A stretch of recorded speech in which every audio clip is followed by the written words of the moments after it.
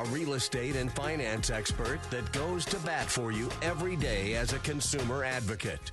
Your host and the consumer quarterback, Brandon Rhymes. And yes, welcome to the Consumer Quarterback Show, always helping you win in any marketplace, serving as your consumer advocate here in Tampa Bay, always helping you with your buying decisions, making you more street smart as a consumer advocate here in Tampa Bay.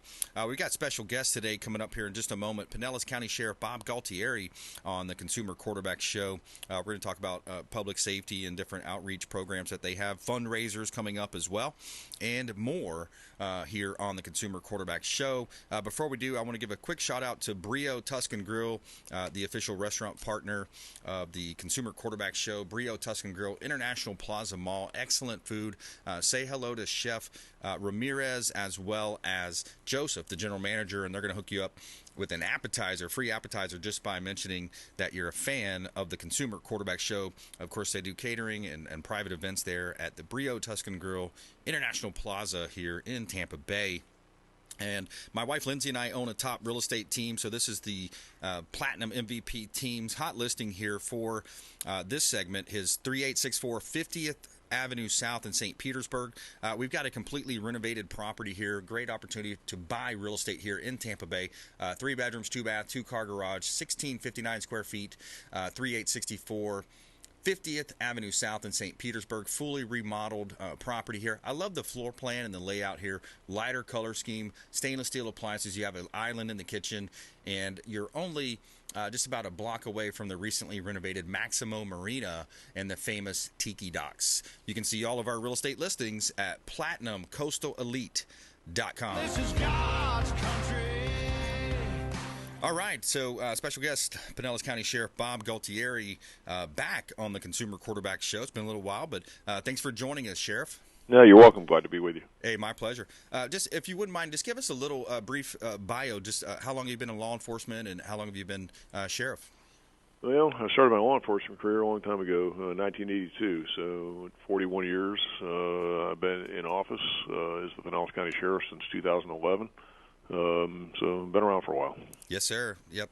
And, there's a lot of talk right now about this open border. Are we seeing the effects of that in Pinellas County? I know the governor's been doing a great job of kind of, insulating us somewhat, but it's still a lot of people coming across that border.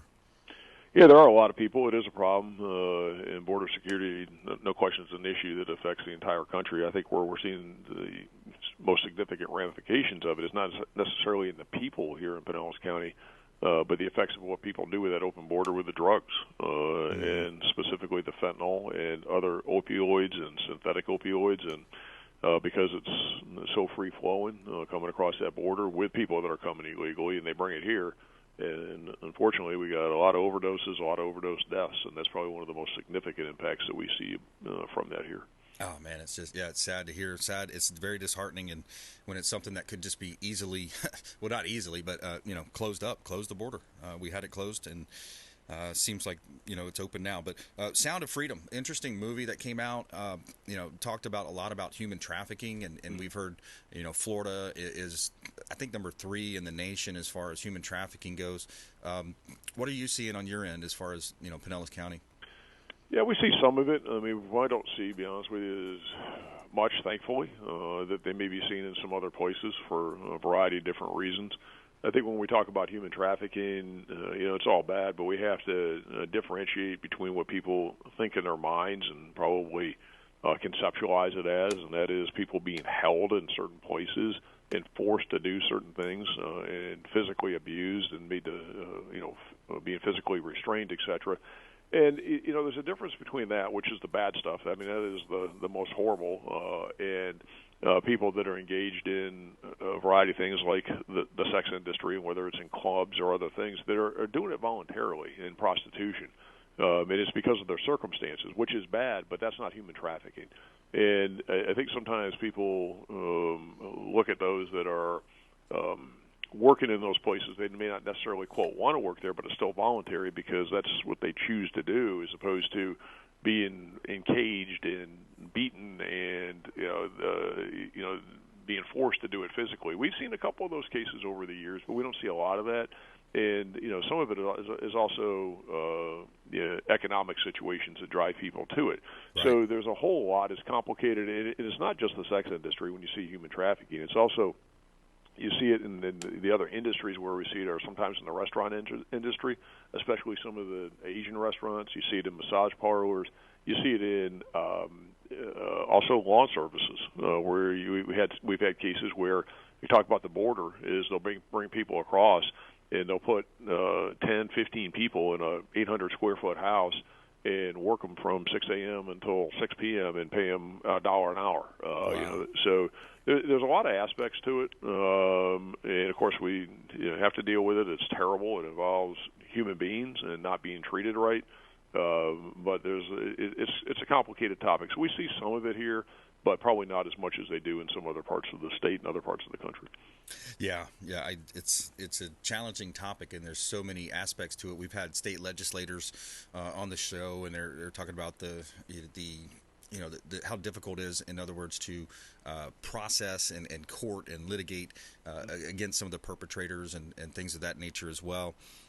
If you just joined us, we're talking with Pinellas County Sheriff Bob Gualtieri here on the Consumer Quarterback Show. I'm your host, Brandon Rhymes. Can you talk a little bit about some of that side of it, Sheriff? The prosecution side, because I think that's one of the challenges where you have the victim having to stare the perp in the face and testify in open court. Is that part of the problem? Yeah, that's a problem, too, because a lot of times, of course, as you're saying, they don't want to do that. They're intimidated. They don't want to face that person. They don't want to cooperate. And you see that a lot, where the people who are the victims just don't come to the table, and they don't want to be a part of it, and then they flee. Even after you charge these people, sometimes you can't find the victims anymore, and that's unfortunately where the people then end up, not being held accountable, because you got to be able to prove the cases in court, and that's definitely a challenge. Yeah, absolutely. How can we as consumers, and of course our audience, thousands of listeners here daily on our talk show, how can we assist the Sheriff's Department? What can we do to make an impact and be a good consumer and a good constituent? Well, situational awareness, eyes and ears, and report everything. We can't fix problems we don't know about. We can't address things that we don't know about, like nobody can. And so we are a small subset of the overall community, and we need the community's help to tell us what's going on. So the best thing that people can do is to report things when they see things are of concern, especially in the consumer world. There's a lot of fraud. There's a lot of things going on. That's what we're here for, and really encourage everybody to tell us about as much as they can, because it may be part of a trend. At the end of the day, it maybe it's something we can't do anything with, but in the aggregate, it may be a bigger deal, and it may be something that we can do something with. So, but really, one of the best things that the citizens can do, the community can do, is to be that eyes and ears and report things to us, and also help us to help them and do things in the most responsible way. One of the things that we see consistently here in Pinellas County, and I know we see it around the state, is where people are victims of property crime, especially property crime involving vehicles, and that's stolen cars and people breaking into cars. So about 80% of all car break-ins, car burglaries, there's no forced entry. That means people are leaving their car doors unlocked. And one of the things we hear in the community, all you got to do is watch the news every night, and you'll hear about it, is this uptick in guns and gun violence. And most of that uptick in guns and gun violence is juveniles, and where juveniles are getting the guns is from unlocked cars when they're doing these car burglaries, because people leave their cars unlocked and they're leaving their guns in their cars. Right. So, please, don't leave your cars unlocked. Don't leave your guns in your car. Lock your car. Bring your gun inside, and don't give these kids the opportunity to take it and then go out and do bad things with it. So, that would be very helpful. We could, you look at problems and can you solve the problem? There's certain problems we can't totally solve. Some things we can mitigate. And we could mitigate this by doing just that, asking and having people lock their cars and don't leave your guns in your cars. That would cut down on the number of guns on the street, which means cutting down on these kids using guns to commit other crimes, robberies, etc., and to harm others. So that's a pretty significant situation that we face. Yeah, I could see that, and I believe the FBI has come out recently and said that there's an elevated risk now for terror attacks. So I think an armed citizenry is important, and also a smart and diligent citizenry, kind of going on what you said. Have your eyes peeled, look around, situational awareness. What's your thoughts on the increased opportunity for again, back to the southern border, a lot of folks coming across that shouldn't be in our country with probably bad intentions?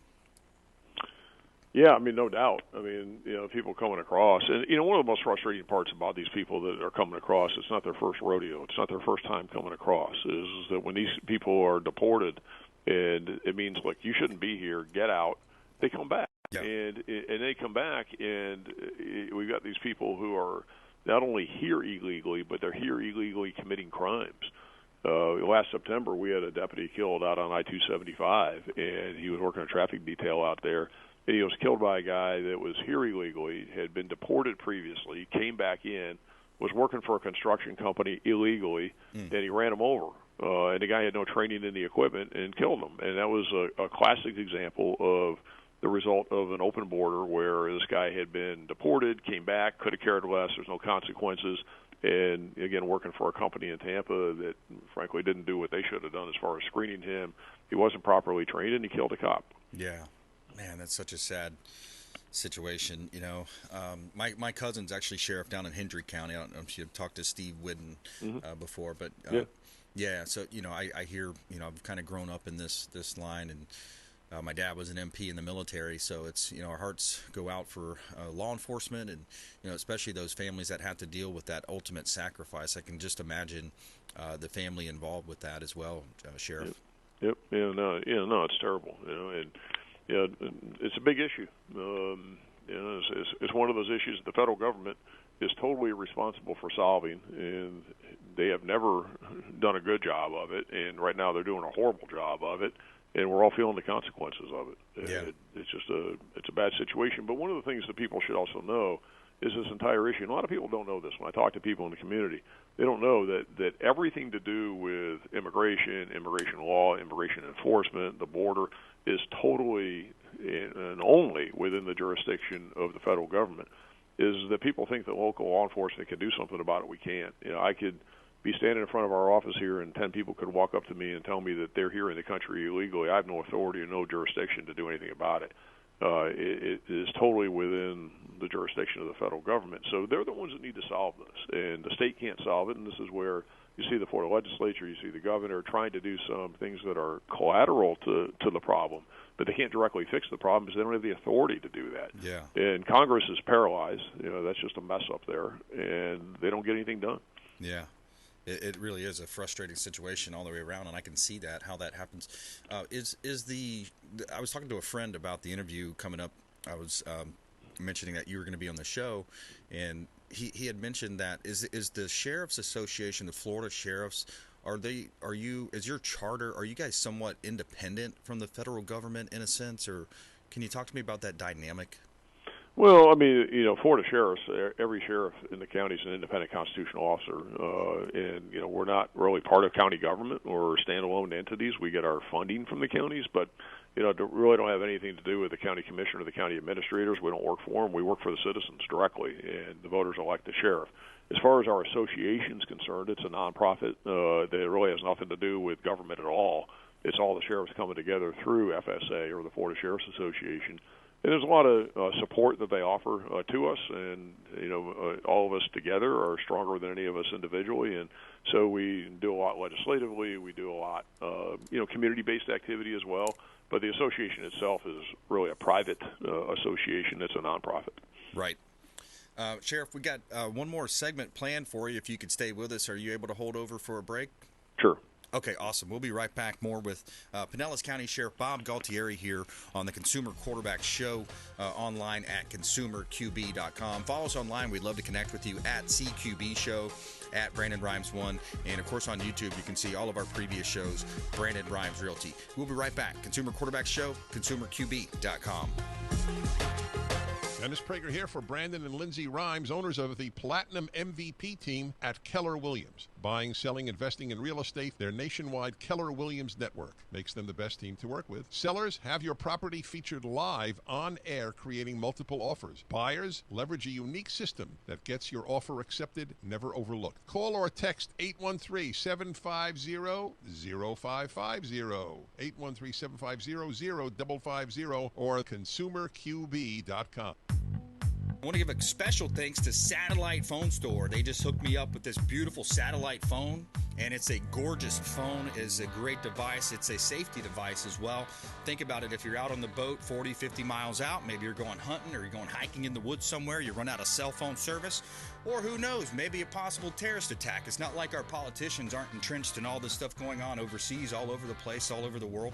Could be a terrorist attack. They could attack the power grid. They could attack the cell phones. Who knows what they're going to attack next. Sat123.com/REQB. Sat for satellite. Sat123.com/REQB, like real estate quarterback.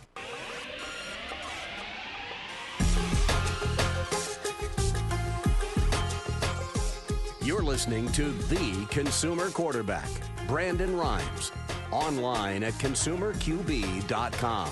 Brandon is Tampa Bay's #1 consumer advocate for real estate and financial advice. Call Brandon today at 813-917-1894.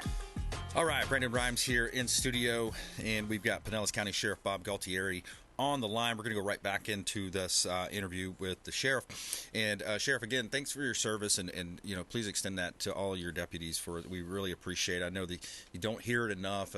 You know, it's a tough time, especially these days, with you know the stuff happening out there and this kind of a new political climate that we've been tackling over the last 3 or 4 years.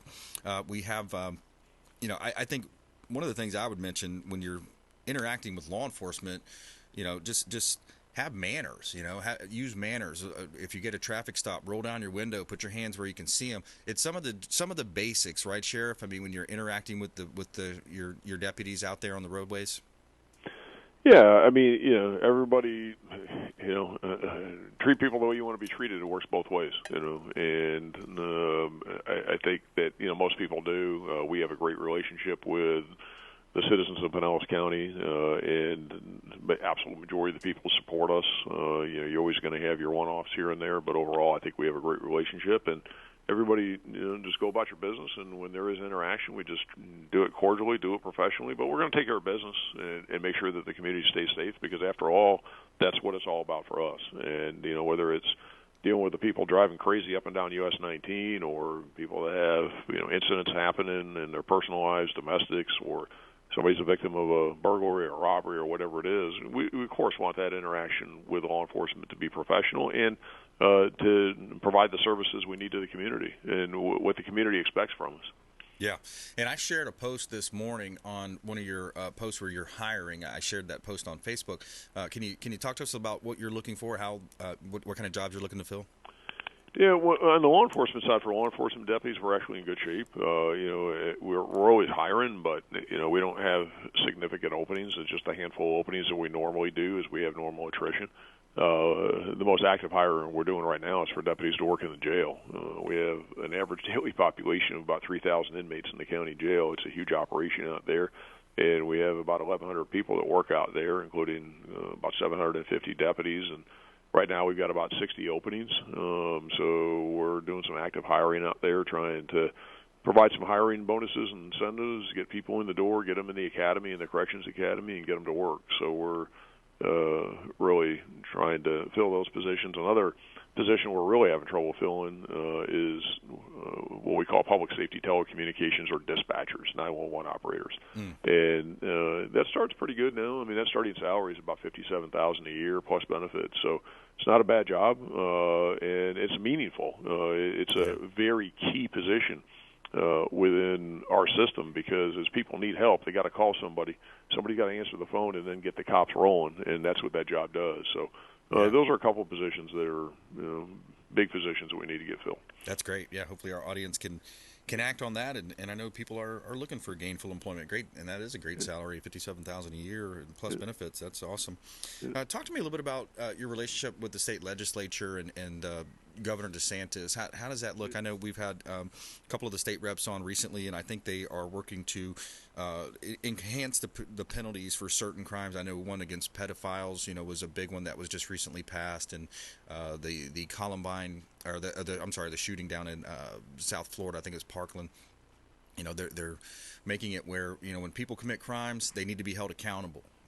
Are you seeing that as well? And what's your dynamic there? Yeah, I mean, I think we have a great legislature there and a governor that is very supportive of law enforcement and law and order and holding people accountable. The last few legislative sessions have been very productive. I anticipate that this one coming up will be. I've chaired the legislative committee for the Florida Sheriff's Association for 9 years now, so I'm very involved in that process. And we got a lot of good laws that come out. So, people ask me, why do we have the successes we do? Why is crime down? And we are. Florida's an all-time low in crime here in Pinellas County. In our service area, we've been able to reduce crime, which means people aren't victims because it's not happening to begin with over the last 10 years by about 43%. There's three things that contribute to it. One is just good old-fashioned boots-on-the-ground police work. Two is maximizing technology for efficiency and effectiveness. And three is good laws coming out of Tallahassee. If you don't have the laws, then the rest of it is much more challenging. And so you got to have those good laws. And we got some good laws passed over the last few years. The legislature sent a message is, if you're going to do bad things to others, you're going to pay a consequence for it. And especially as it relates to the kids and the juveniles. I think you're going to see a bill this year that we are proposing that is going to really tighten it up more as far as these kids. And we're not talking about the kids who just have a bump in the road. Kids make silly decisions sometimes. They do kid things. That's not what we're talking about. We're talking the kids that are out there breaking into your house with guns, carjacking, robberies, shooting people, that kind of stuff. These kids need serious consequences, and the juvenile justice system is not doing enough to provide a deterrence so that they actually think twice before going out and doing some of that stuff. So we want to tighten some of that up. But overall, the legislature and the governor have been extremely supportive of law enforcement and what we need. Yeah, that's awesome. That's good to hear. Yeah, I can see the kids, it's almost like a strategy for them, or like, hey, let me commit these crimes while I'm 16, 17 years old. I know I'll get less punishment, right? Right. Because they go to what in the juvenile justice system is very different than the adult criminal justice system. With these kids, and they can at certain ages, and the older they are, the easier it is. The state attorney can charge them as adults, but it doesn't happen very often. In fact, we've got right now, like in the Pinellas County Jail, that's where they go when they're charged as an adult. We've only got about 16 kids in there that are charged as adults. So overall, most of them are in the juvenile justice system, but it's a very different system. And generally speaking, if they're going to go to what they call a residential program, which is kid prison, it's usually only for 6 to 8 months, maybe up to 3 years. And so a lot of these kids, they don't care about that. And your hardcore true recidivists, the ones that just keep doing it over and over again, right, they don't care. And the idea of the program, of course, is to get them on the right track. You're trying to get these kids so that they realize that they shouldn't be committing crime and they can become productive citizens. So that's why they provide programs to these kids to try and fix them, as opposed to sending them, to adult prison. Right. But some of them don't get the message. Yeah, I can hear that. What's the website where you want people to go? We're almost out of time here. Well, our website is pcsoweb.com, and we've got a lot of information on there. It tells people everything about the agency, a lot of resources. Anything you really want to know about the Pinellas County Sheriff's Office is just www.pcsoweb.com. All right, good job. Thanks a lot, Sheriff. We appreciate you keeping us safe out there. Okay, you're welcome. Take care. Have a good one. Bye-bye. Bye. All right. Taking a quick break, coming back, more with our financial expert contributor, Mark Hay, coming up here on the Consumer Quarterback Show. Make sure you stop by and check us out at consumerqb.com, online at consumerqb.com. Thanks for listening to My Daddy's Show. Please make sure to send him all of your real estate deals and subscribe to the Consumer Quarterback Show podcast on iTunes and Spotify, or check out our YouTube channel. Have a blessed day.